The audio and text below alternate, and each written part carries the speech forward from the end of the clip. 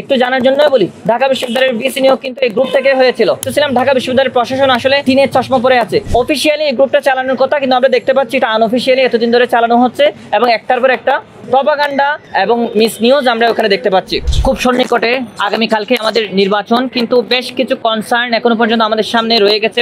ঢাকা বিশ্ববিদ্যালয়ের প্রশাসনকে আমরা দীর্ঘদিন ধরে আহ্বান জানিয়ে আসতেছিলাম, আচরণবিধি লঙ্ঘন হচ্ছে একটার পর একটা। তারা এটার বিরুদ্ধে কোনো নোটিশ জারি করবে কিনা, প্রার্থীরা বাতিল করবে কিনা, তাদেরকে আমলে আনবে কিনা, ছড়াছড়ি কিভাবে হচ্ছে সেটা নিয়ে আমরা প্রশ্ন করে এসেছিলাম। এখানে সাইবার অনলাইন পরিসরে প্রার্থীদেরকে হেনস্থার বিষয়টা আমরা তাদের নজরে এনেছিলাম, জবাব পাই নাই। তো সেই জায়গা থেকে আমরা আসলে খুব হতাশাগ্রস্ত হয়ে আমরা বসেছি। কিন্তু কালকে নির্বাচন, আমরা 19 সালের নির্বাচনের মতো দেখতে চাই না, দেখতে চাই এখনো সময় আছে। বেশ কিছু বিষয় যদি কভার করা হয় তাহলে আমরা হয়তো সেই সুষ্ঠু নির্বাচনের দিকে যেতে পারি। তো সেই জায়গা থেকে আমি এখন যে বিষয়টা বলবো, যেমন গতকালকে সর্বশেষ প্রচারণার দিন ছিল। আমরা দেখতে পেয়েছি ছেলেরা বা প্রত্যেকটা প্রার্থী রাত 11টা পর্যন্ত তার প্রচারণা চালাতে পারবে, এটা ঠিক করা ছিল। কিন্তু আমরা দেখতে পেয়েছি বিশেষ করে ছেলেদের হলে প্রায় সারা রাত প্রচারণার কাজ তারা করেছেন, যেটা আচরণবিধি লঙ্ঘন। কিন্তু প্রশাসনের পক্ষ থেকে আমরা সেটা দেখতে পাই নাই। নারীদের হলে তারা ঠিকঠাক করতে পেরেছেন, বা সেটা তাদের নারীদের হল বন্ধ থাকার কারণে তারা 11টায় বন্ধ করতে বাধ্য হয়েছিলেন। কিন্তু ছেলেদের হলে তারা সারা রাত এই কাজটা চালিয়ে গেছেন, যেটা আচরণবিধি লঙ্ঘন আমল আমরা দেখতে পাই নাই। এরপরে আমরা দেখতে পাচ্ছি সাইবার অ্যাটাক। একটু আগে আমরা দেখতে পেলাম খুব গুরুত্বপূর্ণ কিছু প্রার্থী তাদের আইডি হ্যাক করা হয়েছে। এখানে পক্ষ বিপক্ষ একে অপরকে দোষারোপ করতেছে, এগুলোকে নিয়ন্ত্রণের মধ্যে নিয়ে আসা। এবং ঢাকা বিশ্ববিদ্যালয়ের একটা গ্রুপ, শিক্ষার্থী সংসদ, এই গ্রুপে সরাসরি বিসি স্যার, ডক্টর স্যার সহ গুরুত্বপূর্ণ প্রশাসনিক পদে যারা আছেন তারাও আছেন। এবং কিন্তু প্রশাসনিক পদে থাকলেও অফিসিয়ালি এই গ্রুপটা চালানোর কথা, কিন্তু আমরা দেখতে পাচ্ছি এটা আনঅফিসিয়ালি এতদিন ধরে চালানো হচ্ছে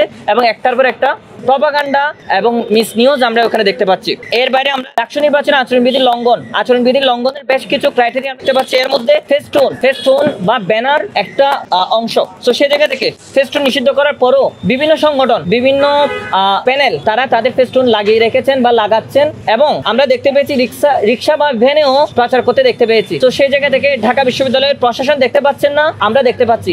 আমরা শুরু থেকে বলে আসতেছিলাম ঢাকা বিশ্ববিদ্যালয়ের প্রশাসন আসলে টিনের চশমা পরে আছে, ফলে এই টিনের চশমাটা আসলে খুলেন নাই। তো এই হচ্ছে অবস্থা। আমরা দেখতে পাচ্ছি সকল ধরনের আচরণবিধি লঙ্ঘন হচ্ছে, কিন্তু তারা দেখতে পাচ্ছেন না। ঢাকা বিশ্ববিদ্যালয়ের শিক্ষার্থীরা, আমরা যদি বলি টাকা ছড়াছড়ি বা খাওয়ানোর যে বিষয়টা, গোল করে খাবার খাওয়ানো হচ্ছে, নাজিরা বাজারে খাওয়ানোর বিষয়টা অনেকটা মিম এবং বিভিন্ন পোস্টের মাধ্যমে আমরা দেখতে পাচ্ছি।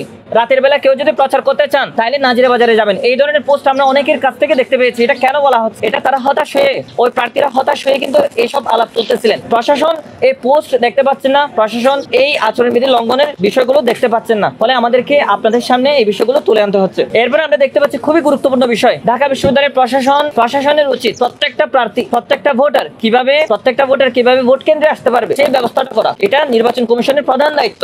তারা বাস নিয়ে একটা বিবৃতি দিল, বাস নিয়ে তাদের রোড ম্যাপ কি হবে সেটা নিয়ে আমরা দীর্ঘদিন ধরে বলে আসতেছিলাম। তারা অবশেষে এই রোড ম্যাপটা তারা বললেন, কিন্তু এই রোড ম্যাপ অনুযায়ী ঢাকা বিশ্ববিদ্যালয়ের যারা অনাবাসিক, ঢাকা বিশ্ববিদ্যালয়ের 45% অনাবাসিক শিক্ষার্থী কোনোভাবেই ভোট দিতে সক্ষম হবেন না এত অল্প সময়ের মধ্যে। ফার্স্ট যদি আপনি 3টা পর্যন্ত চালু রাখেন, ঢাকা বিশ্ববিদ্যালয়ের প্রশাসনের উচিত, ঢাকা বিশ্ববিদ্যালয়ের নির্বাচন কমিশনের উচিত শুধুমাত্র নির্বাচনের দিনের জন্য হলেও বাস 3টা পর্যন্ত চালু রাখা, অর্থাৎ বাড়ি থেকে নিয়ে আসা। আমরা দীর্ঘদিন ধরে বলে আসতেছিলাম, আপনি নরসিংদীর, কুমিল্লার, নারায়ণগঞ্জের প্রত্যেকটা শিক্ষার্থীকে নিয়ে আসার জন্য, বাড়ি থেকে নিয়ে আসার জন্য আপনার প্ল্যানটা কি? তো আমরা দেখতে পেয়েছি তারা প্ল্যান যখন দিচ্ছেন তখন সেটা আমাদেরকে আরো খারাপ পরিস্থিতি। তো সেই জায়গা থেকে আমরা আশা করবো ঢাকা বিশ্ববিদ্যালয়ের প্রশাসন এটা আমলে নেবেন। আর সর্বোপরি আমরা যেটা বলতে চাই, ঢাকা বিশ্ববিদ্যালয়ের 2019 সালের নির্বাচনে লেভেল প্লেইং ফিল্ড নিয়ে আমরা আলাপ করতাম।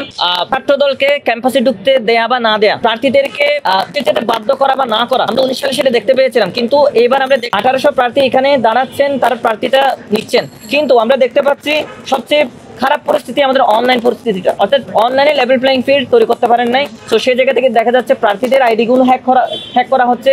যেসব গ্রুপ বন্ধ করতে বলা হয়েছে, শিক্ষার্থী সংসদ 1, শিক্ষার্থী সংসদ 2 এখনো খোলা রাখা, বিসি প্রভিসি সহ গুরুত্বপূর্ণ ব্যক্তিরা ওই গ্রুপে অবস্থান করতেছেন এবং তারা এই গ্রুপটা বন্ধ করবেন না। একটু জানার জন্য বলি, ঢাকা বিশ্ববিদ্যালয়ের বিসি নিয়োগ কিন্তু এই গ্রুপ থেকে হয়েছিল। একটা পোল খুলে ঢাকা বিশ্ববিদ্যালয়ের বিসি কে হবেন সেটা ওখান থেকে পোল নেওয়া হয়েছিল। তো সেই জায়গা থেকে মনে হয় না এই প্রশাসন এটা নিয়ে কোনো স্টেপ নেবেন। তো আমরা আসলে প্রার্থী হিসেবে হিসেবে খুবই হতাশ। আমরা চাচ্ছি একটা সুষ্ঠু নির্বাচন হোক, 2019 সালের মতো আমাদেরকে বয়কট করতে না হোক। 2019 সালে আমরা দেখতে পেয়েছি কুয়েত মৈত্রী হলে কি ঘটেছে, রোকেয়া হলে কি ঘটেছে, মহসিন হলে কি ঘটেছে। মহসিন হলে হামলা হয়েছিল, রোকেয়া হলে ব্যালট বক্স পাওয়া গেছিল, মৈত্রী হলে ব্যালট বক্স পাওয়া গেছিল। আমরা চাই না 2019 সালের মতো 2025 সালে নির্বাচনটাও হোক এবং প্রতি বছর একই সময়ে একাডেমিক ক্যালেন্ডারে এসে নির্বাচন হোক, সেটাই আমরা চাই। আর আজকে যারা উপস্থিত ছিলেন সবাইকে ধন্যবাদ জানাচ্ছি।